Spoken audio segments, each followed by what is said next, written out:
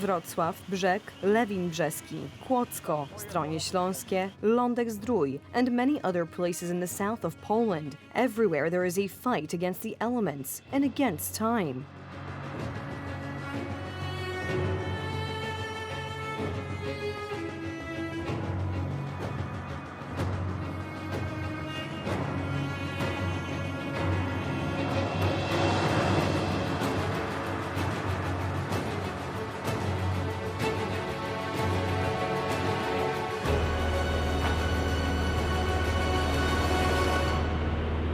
A tragic situation in Lądek-Zdrój. Houses are flooded, cars are submerged, people have lost their belongings. The flood has literally devastated the town. Desperate people ask for help. The needs are very extensive, but I say everyone has different needs. I think for now it's the heavy equipment that will decongest our city, and then the restoration of infrastructure, the water supply here, gas. Also here in nearby Radochów, almost the entire village was washed away by the force of the element.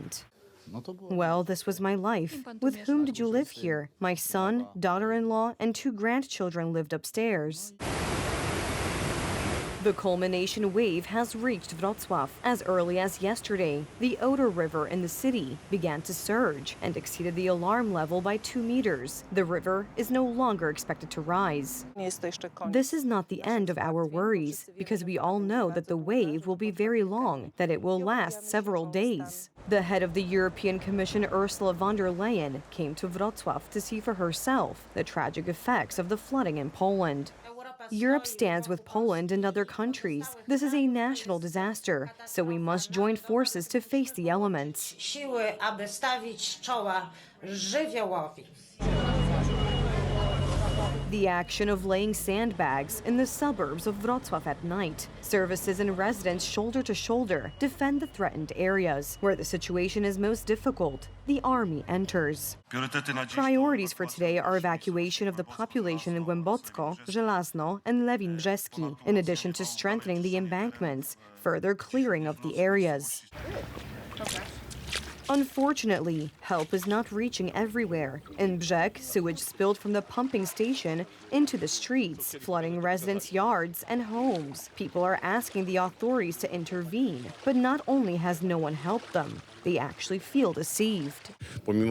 Despite the fact that we informed the city authorities and someone from the waterworks, they didn't see it as a problem, and they said it was water from the Oder River, which is trickling out somewhere. I don't have my fiancé's phone here because I would show how a piece of white cloth fell into the water for a second, and he pulled it out. You don't want to know what it looked like. We can only guess, like used toilet paper, after doing you-know-what.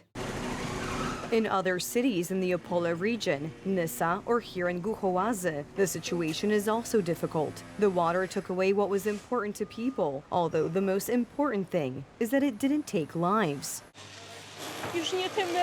It's not about the furniture anymore, but I have grandchildren. Their toys are impossible to get back. Sometimes it's not about the big things, but the little things. The good news is that there is currently a change in the weather over the flooded areas.